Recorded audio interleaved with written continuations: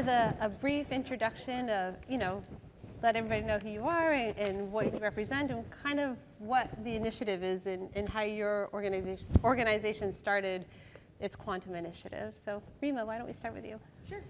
Hi, Rima Oueid. I'm a commercialization executive at the Department of Energy in the Office of Technology Transitions. For those of you that weren't here earlier, OTT, the Office of Technology Transitions, has only been around for about 5 years. And we're stood up to serve as a front door to the department, help build partnerships, help accelerate commercialization of technologies out of the labs. But we're also now doing market development work. And as you all probably know, the Department of Energy was funded $600 million to stand up the Quantum Information Science Centers, which are focused on building a fault-tolerant quantum computer, but they're also doing quantum networking. However, that is only one half of what DOE does. It's part of our fundamental science research. There's a whole other arm within DOE that focuses on applied programs. And those applied programs are obviously, given the name Department of Energy, focused on the energy sector. And we see an opportunity to make the energy sector a customer of quantum technologies. And so our office, is using our relationships and abilities to build partnerships to help facilitate moving technologies out of fundamental research into the applied programs. And at the same time, we're doing market development so that those technologies have somewhere to thrive. One thing that I don't know a lot of people appreciate is that the energy sector their business models have not changed in 100 years. So you can imagine then the difficulty it is to bring new technologies to that marketplace. And so our role is to help get over those market hurdles. So that's enough about me. And that actually teased me up quite well, because as one of those companies that is well over 100 years old and has all of those outdated processes, or things that need modernized, the team I'm on, digital science is what we call ourselves now, was born out of that need, that in order to bring in innovation, you have to be willing to have a team that is outside of that initial operating model and starts thinking about the deeper questions, that if I could solve this problem, what does that mean for the entirety of the business? And it's a difficult skill set to define because it falls a little bit outside of conventional engineering. So I started my career as a drilling engineer. That is an academic and physics-driven discipline. You can define exactly how you do that job. The job I have now, it's very difficult to describe how we know when we're doing our job well. But one of the outputs, we work on a ton of stuff. One of the outputs in the last 5 years I've been doing this was we identified the need to put together a special team, which is now the Quantum COE that Skylar will be talking about. Hey, I'm Skylar. I'm part of BP's Quantum Center of Expertise, which is within digital science. And we're looking at we've been existing for 1 year right now, and we're just in-house experts on quantum. And it formed because we started looking into quantum in 2016 in chemistry apps, and then continued looking into quantum for other apps, and found that it was really disruptive to lots of areas of our business and businesses we wanted to move into. So we needed in-house experts to navigate hype and also identify all the potential apps that will really be impacted by quantum.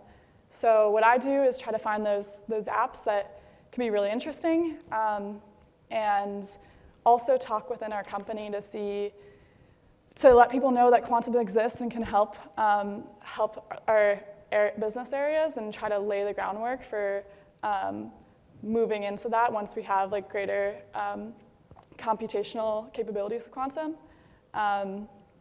And also navigating hype too, making sure that we know when hardware vendors come to us, it's what they're offering is pretty legit, or it's worth doing a POC in a certain algorithmic area. So that's what I do.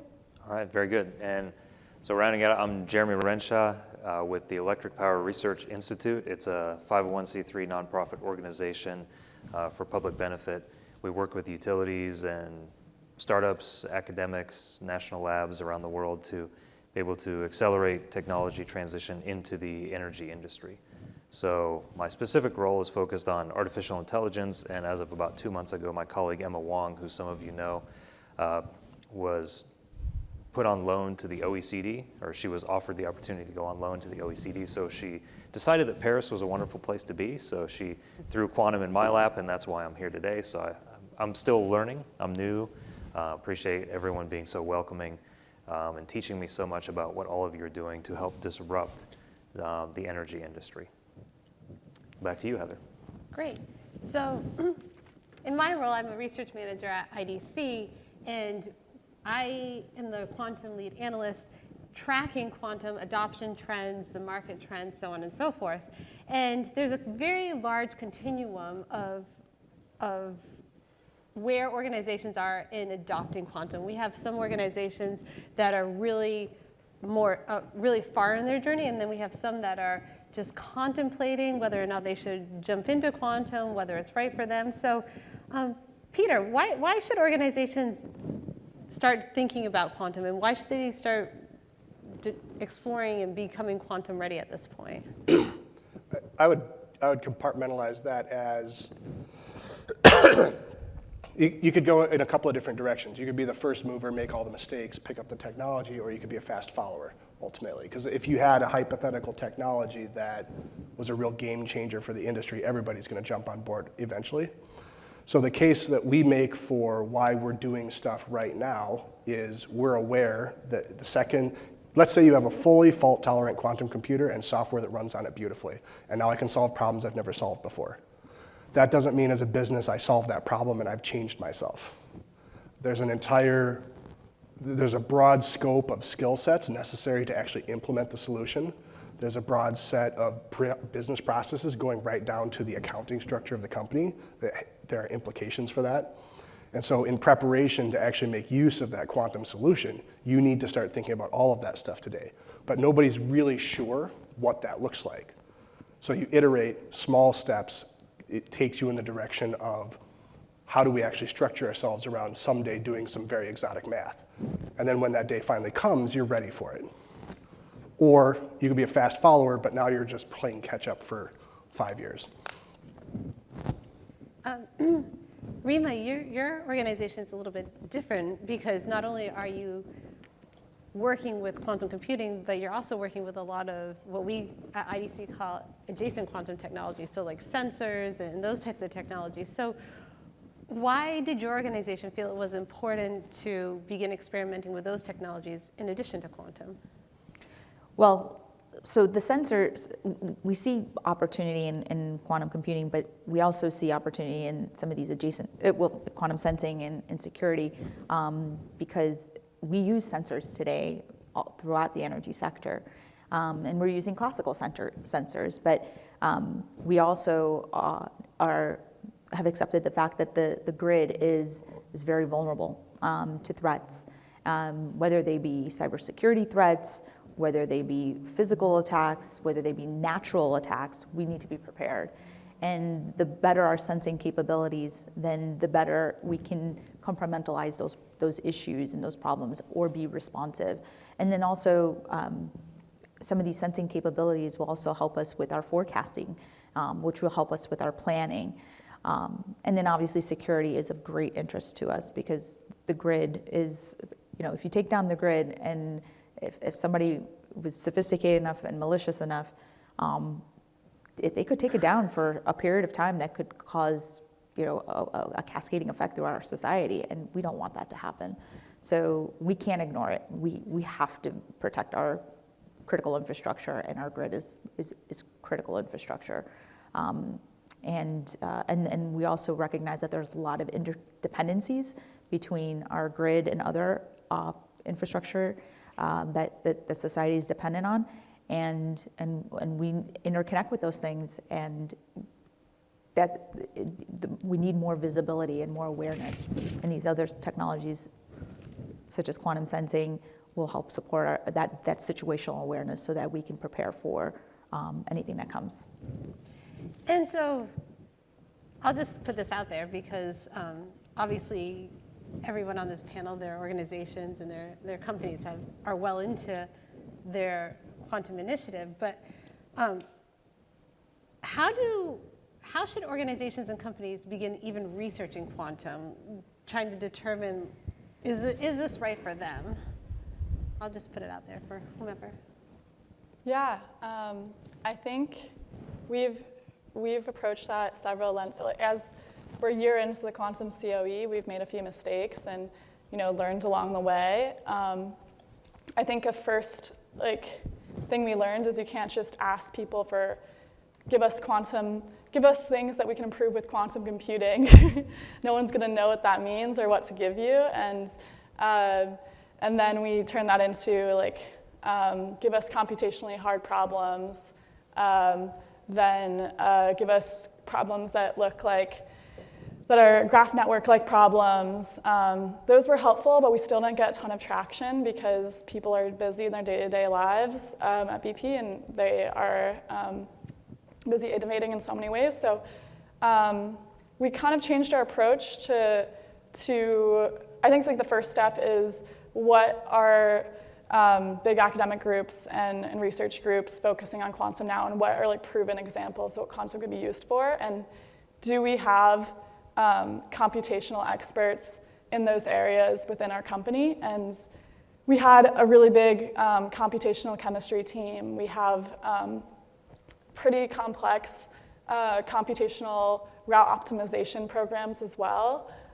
So our first targets were, let's go to those teams, talk to them about the general apps of quantum, the general advantages of quantum, and near-term and fault-tolerant research, and then let's bring in a research group as well and try to engage on testing out POCs. So that's helped us, but I think there's still a long way to go in finding those innovative apps, and so we do research projects with other research groups to try to find those. And yeah, I think that's a really good question, because we're trying to figure out how do we talk to our experts internally about quantum without intimidating them with the word quantum. And I think, yeah, if you guys have an answer for that too, I'd love to hear. Well, and maybe just following on a little bit, it is a difficult problem to make that transformation, kind of like the ongoing digital transformation that all of our companies are doing, looking at what is the right thing to do for the right reason. And I'll say that representing utilities are often very conservative organizations, and that's a very good thing, because when you flip on the light switch, you want the lights to go on. When you turn on your HVAC unit, you want it to be pumping cool or warm air into your house. And you don't want to have to worry about, is my refrigerator going to run today? Is my food going to spoil? You want that very high reliability. And so that's why they tend to have a lot of inertia around what works and continuing that. So to what you had said earlier, Peter, about being an early adopter or on the bleeding edge, utilities are often, a little bit behind that, simply because they want to have very high reliability. I heard a quote once that utilities line up to be fourth, which I think is somewhat funny, but also very telling, that they want to make sure that things are at a very high reliability before they're willing to take the plunge. So there's a lot of inertia around what works today. And so as we show them through use cases and other demonstrations, I think we can start to make those first steps and begin to make those investments that you talked about, Heather, in terms of how do we get from here to a fully quantum future. So I agree with everything that's been said. I mean, at the end of the day, the utility industry does have a lot of responsibility, and so they have to play it safe so that they don't lose credibility and the trust of the public to be able to provide this vital service, energy, right? But what's interesting about the utility and about the energy space, is particularly the grid, is that we have ways to be able to test things empirically. So we were able to test things in a microgrid setting, for example. And so we can take so one of the things that I think, to answer the question about, what could be done to help folks adopt quantum in the energy space, you have organizations such as the Department of Energy and EPRI, and others. We work very closely with regulators and others where we can test things out. And so we can model things out so we see how they're going to perform through simulation, but then we can test things empirically, and we can test things in small settings and microgrids, and expand those microgrids into larger and larger ways. And I think those are the types of experiments and demonstrations that need to happen.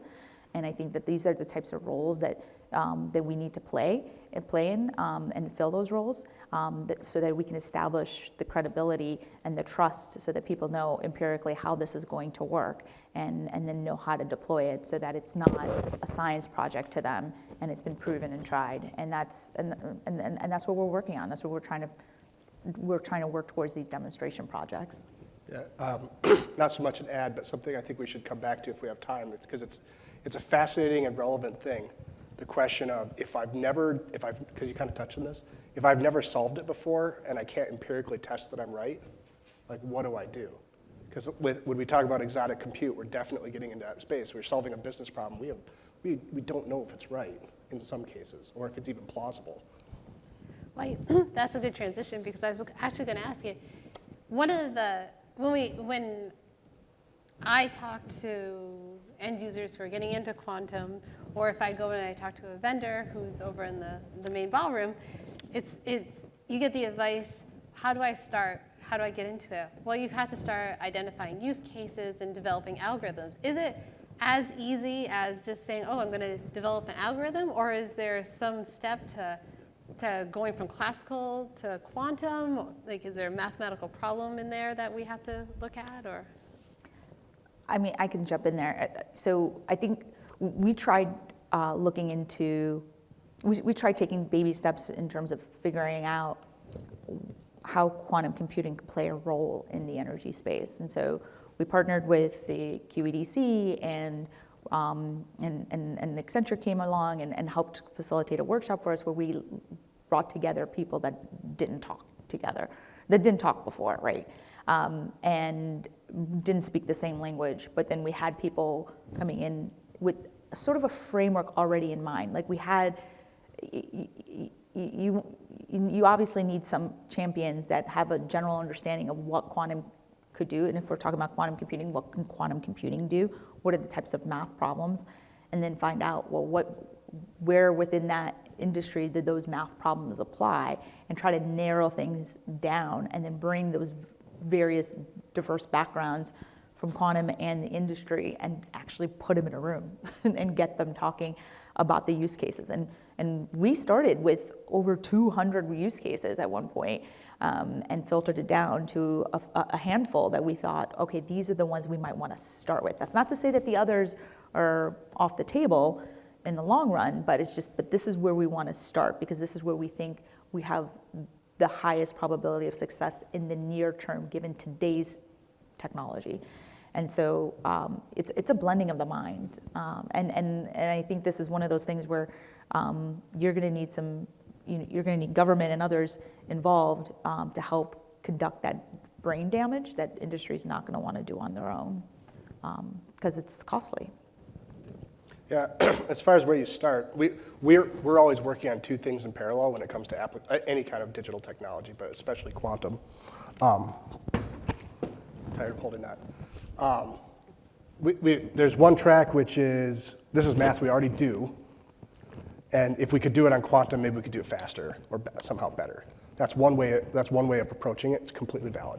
The other ways is imagine a world where this math that we have never even bothered trying before, we could suddenly do.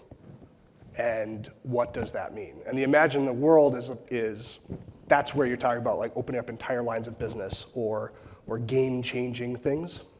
And so that's the kind of stuff that's high risk, high reward.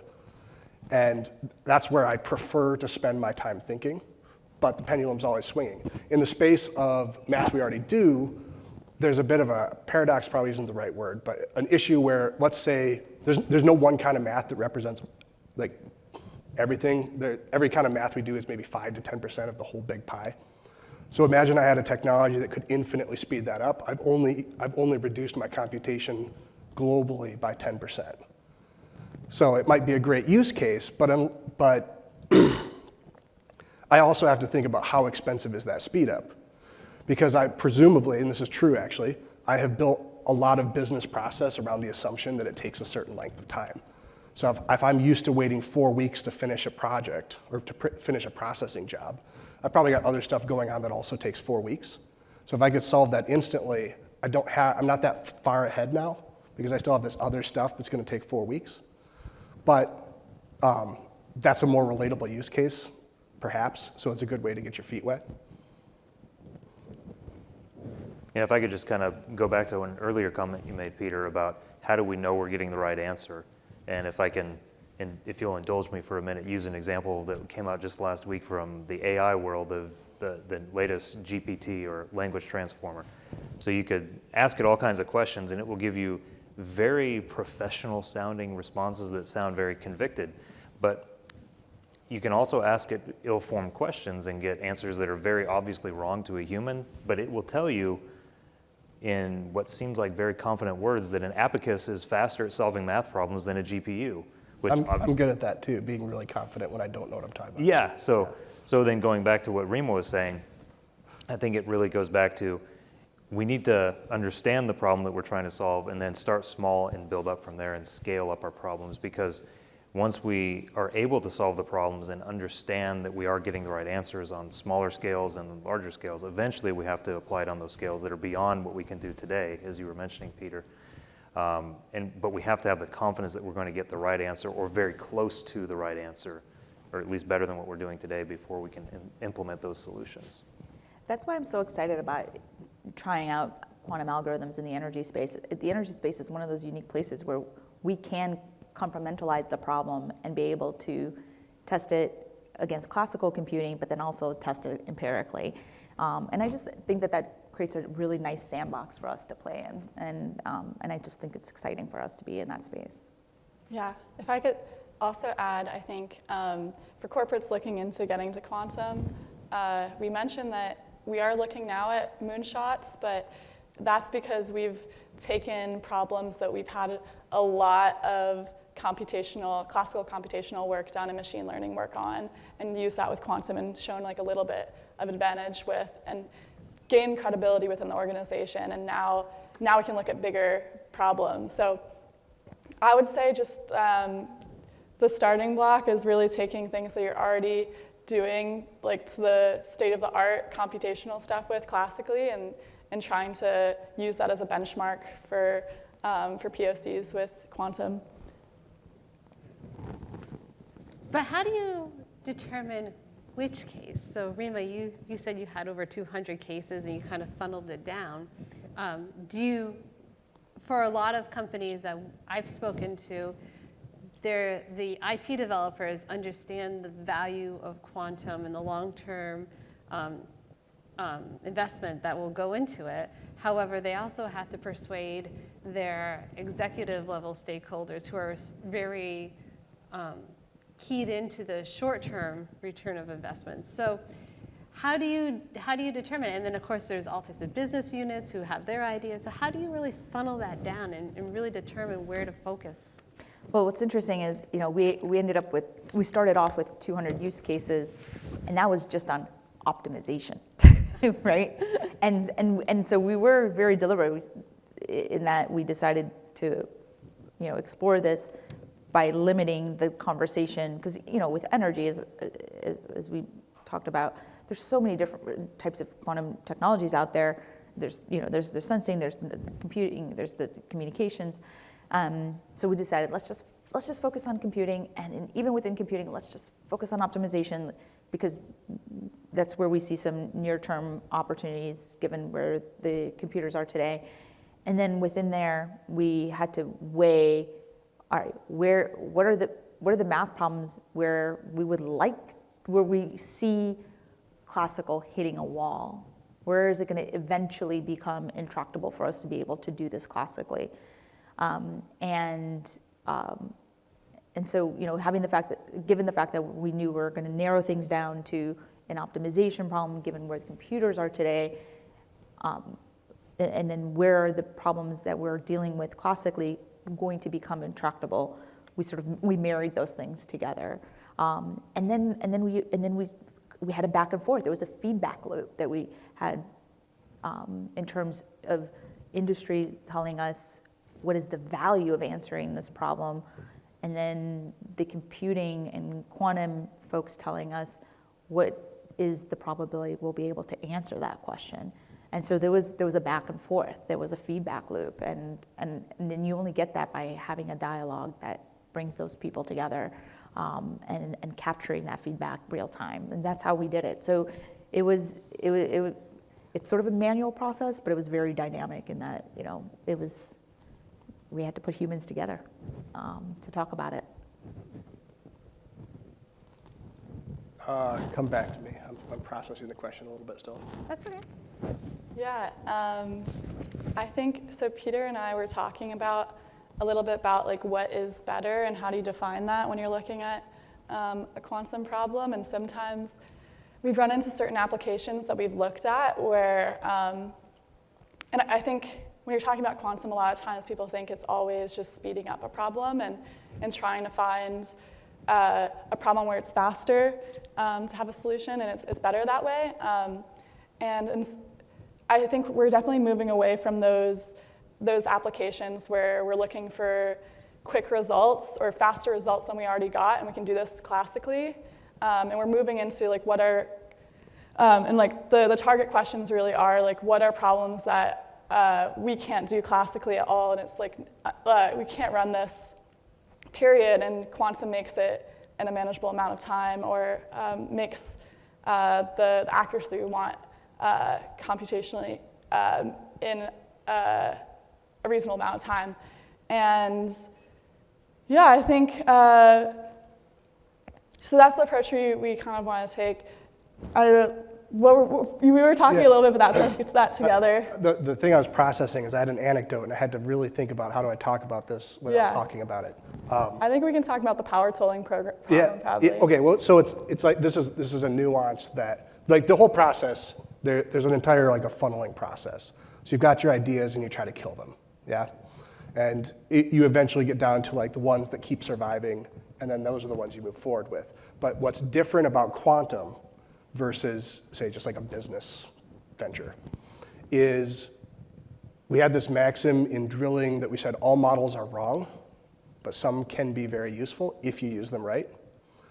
Part of the filtering for quantum is, given the capabilities today, you might do a computation, you know it's not perfect, but even if it was perfect,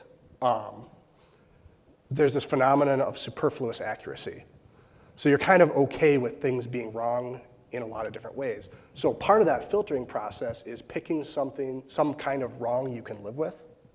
And if you decide, okay, these have survived all of the different ways we've tried to kill them, and this one here, we can tolerate the way it's going to be wrong, and we can predict the way it's going to be wrong, that's the one you might move forward with. And then from there, you have to, you will be spending money. When you're spending money, you have to decide, okay, what's the size of the prize? You don't want to spend a huge amount of money on something that will take 20 years to pay back if it is super successful. And what I mean by that is this is the anecdote I was trying to think of.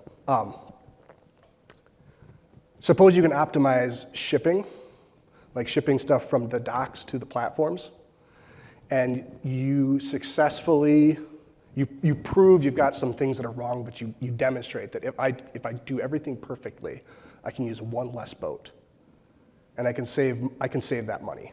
And it's not trivial, the amount of money you could save with that one less boat, but this is a use case from drilling again. Offshore operations, you can assume roughly run about $1 million a day. That's a good rule of thumb. The cost of not having that boat when I needed it, if it causes more than a 12-hour delay, then all of that accuracy and all of the effort that went into that model is irrelevant. So I'm probably just going to have that boat on retainer, and I'm going to tolerate inefficiencies in the system because I don't want to take that risk. Yeah? So that's a use case that survived a lot of different things, and then when you have a result, you realize, well, I don't really have anything, and I should have thought of that part of it. But until I got there, I never really contemplated that part of the issue, because maybe I reduced the number of boats I needed by 50%. Now we're talking, yeah? But until you have that result, you don't know. So even after all of that filtering, you do eventually have to just try something.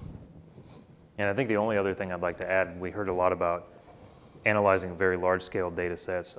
I'd like to kind of flip that on its head of, we also have the opportunity to do a better job of analyzing sparse data sets. So one of the things we run into with like the machine learning world where it intersects with quantum is we often need those very large data sets, and traditional machine learning algorithms don't do a very good job when you don't cover every possible scenario that it sees. However, using quantum can augment the capabilities and get them closer to human level intuition in terms of understanding zero-shot, one-shot type learning mechanisms, where then we can use smaller data sets or more sparse data sets and still get good or acceptable results. So we only have about 6 or 7 minutes left, and obviously this is a new technology, and that comes with trials and tribulations. So organizations shouldn't be surprised if there's challenges, but what are some of the challenges that you have experienced, or your organization has experienced, and how did you kind of rectify those challenges, or have they been rectified at all?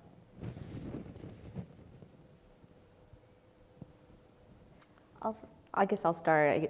One of the challenges is knowing where to start, right? We've got, just on the computing side, we have so many different flavors of quantum computers. And so it's not clear which ones should we be playing with, right? Because then you're sort of betting on a horse. And so we're trying to figure out how to diversify, right? And how to spread ourselves in such a way where we're playing around with the various different quantum computers to see, are we going to get different results? Is it going to affect the way we develop these algorithms? And do the software layers that go on top of these computers make things any better? At this point, I think we need to learn by doing. You have to get your hands dirty. You have to just do. I think this is going to be one of those situations where we can't sit back and theorize and postulate what will be and what the right thing is. We're going to learn by doing. And so we have to jump in. Yeah. I agree with that, definitely. And I think that's also been a challenge for us is, especially in this economic day and age where a lot of companies like us or a lot of companies similar to us are cutting their R&D budgets and focusing on short-term gains. It's hard to keep pushing for a long-term value. And on top of that, to get SMEs that are working really hard day to day and pretty busy to engage with you on long-term quantum projects. So ways that we've gone around that is, people don't have a lot of time to spend doing brainstorming sessions, and they're not necessarily giving their all in large brainstorming sessions, but if we can go and get like one SME on a team to work with us on a feasibility study, so let's say like the finance space, and we come up with an application that we know we're in, and we say that this is the amount of advantage we would have if all goes well, and this is the anticipated timeline for when this would be applicable or when quantum computers would be able to offer this advantage. And we come back and we say, like, we need to start building for this today. They're a lot more likely to work together and give a lot of resources to work on a POC. So it's a lot of back and forth. It's a lot of us working with researchers, like a small scale projects beforehand, so to prove out value before we even go internally. So that's one thing we've been seeing. I mentioned the problem of finding like how to call for the right apps as well is something that we're also thinking about. I'd say those are the biggest two problems. But that being said, we do have a lot of apps within our organization to discover. We're really fortunate that we have executive support that we can keep the quantum COE in 2022 and keep moving in this direction. But it is an effort to make sure that executives are continue to be allied with it and give resources for our projects. So good judgment comes from experience. Experience comes from a lot of bad judgment.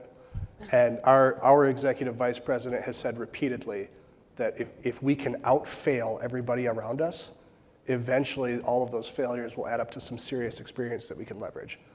So and that is many layers above me I'm referring to. This is that person's attitude towards innovation. So what that translates to is we have to be very willing to do something with expectation that we will fail a lot. So in my day job, we have a very high rate of failure, and we expect that. We just minimize the consequences of that failure, and we try to control the total impact.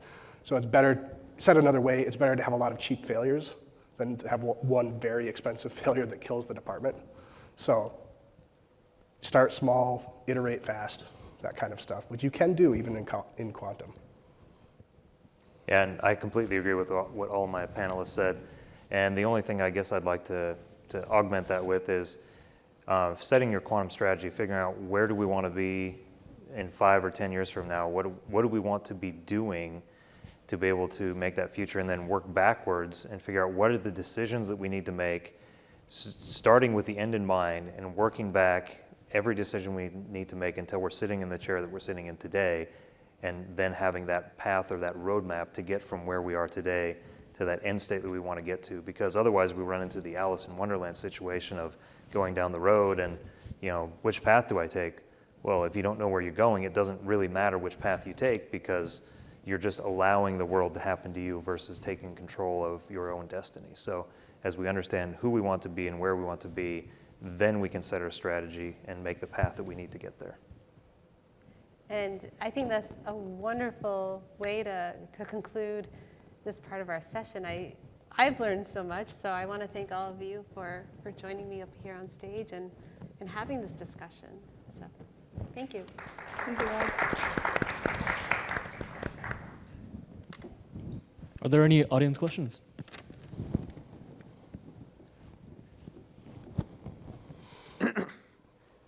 So this is a really great panel, and I was just looking more at the funding opportunities available from the Office of Technology Transition, and it seems like some interesting ones where you could get someone like an SME that BP was talking they wanted to work with, as well as a large company to collaborate.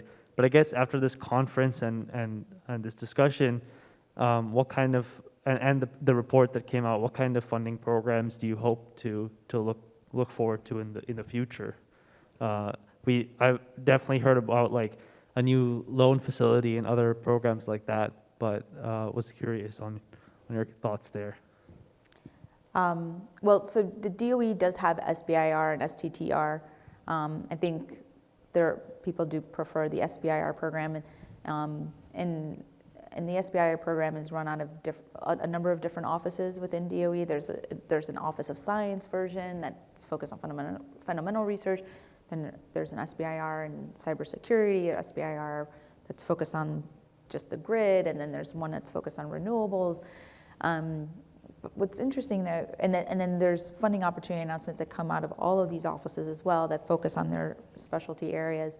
But what's interesting about quantum is that the FOAs, the funding opportunity announcements, may not necessarily use the words quantum in there, but that doesn't mean that quantum can't play a role, right? If there's a funding opportunity announcement that is specific to grid optimization or optimizing for electric vehicle infrastructure, quantum could play a role in that, right? It doesn't have to say the words quantum. Now, will there be future funding opportunity announcements that will have the word quantum in them? It's starting to happen already. Our cybersecurity office put out a funding opportunity announcement and said, we're looking for cybersecurity solutions that use AI or quantum so it's happening and it's coming, and the work that we're doing is helping facilitate more comfort with the words quantum. I think, as you heard one of my panelists said earlier, we're trying not to scare people away with the word quantum, because it's intimidating for folks that don't have a background. And a lot of people in the energy industry don't have that background. It's a lot of engineers, a lot of electrical engineers in particular. Now, is it a big leap? They'll come up to speed, they'll get there. And we're working through that process, but, and I'm doing that even with my own colleagues. So I think you'll see more, but don't shy away from what is already out there if the words quantum are not in there. All right. Got a question about the workforce. You know, having enough people that could do quantum computing that are going to want to work with industry like BP. I know you've got 5 people, I think, and Peter, you may be like a pretty exceptional person who has this engineering Yes, domain and background, definitely. and then having the will and the desire to go and take on something new like quantum computing. I find in my company, a lot of people just kind of shy away from that. They go, oh, that's too much in the future, or it's too hard, I don't know it. You start talking to them about quantum mechanics, and it's just, you know, they lose interest. But, you know, are we training enough people in universities that are going to go and work with industry to build up a workforce that is going to be part of this new quantum computing industry? Any comments on that? Or? Yeah, so first of all, I want to acknowledge that, yes, I am exceptional. So the skill set that nobody's talking about that is going to be, that could make or break success is closely related to what is just old school operations research. Because we tend to start with like, okay, we've got our engineering department and we have some, especially in the space of optimization. And then we have some quantum specialists, and if we can get those two to talk to each other, then, or we can upskill the engineers, something like that, that's gonna work. And it's not a bad idea, but the way that the thing that we're not talking about is there's a whole intermediate skill set, which is somebody that can take business problems and turn them into math. And that person is probably gonna be absolutely critical. And I don't know if at the moment, the discipline of operations research is getting the kind of press that it should relative to things like machine learning, et cetera. This is probably a critical business discipline very soon. And then that person is the one who probably needs to have some quantum, be conversant at least in quantum. So you have your business subject matter experts that maybe like they know exactly how the boats go out, or they know exactly how the wind turbines turn. And that's a skill set you'll always have. You'll need an operations research specialist, and you will need quantum specialists. And if I could add one thing to that, we're actually going through exactly the same kind of transition in the energy space for artificial intelligence. So there's a vast shortage of people with machine learning, data analytics type experience in the energy industry, partly because of some of the big tech companies that came in and gutted the universities, the national labs, you know, energy companies, and anywhere they could find this talent and basically centralize them all at the big tech companies. So we're kind of reskilling and upskilling our workforce to what you said, Peter. So we have a number of initiatives to bring the technology companies together with the energy industry, upskill our current workforce for having SMEs learn how to do data analytics. And I see the same type of pathway that could be followed for quantum computing. Especially within our company, we have a lot of nuclear engineers, and nuclear is, I would say, adjacent to quantum in many aspects. Most of our nuclear engineers took a lot of quantum physics, so they understand many of the concepts and can easily be upskilled into those types of roles. So using those role-adjacent experiences, I think helps a lot for accelerating that transition while we build up that pipeline of talent in our universities and other workforce development opportunities. Yeah, I'll add a little more to that. So we do need more quantum physicists, like obviously, and part of developing that pool means we need very young people to like math and STEM, and we need to do a better job of teaching mathematics in the primary schools, right? There are other countries that do a better job in fostering curiosity and creativity in mathematics, making it more logical, making it more intuitive, and teaching them pattern recognition in a way that I don't think we do as good of a job in some of our schools today. So that's one piece of it, right? The more people you have going into mathematics, the higher the probability you're going to have more quantum physicists coming out of the school systems and the universities. But at the same time, in building that workforce, you know, you can't wait 18 years or 15 years for them to go through that process. And obviously, improving the system takes time.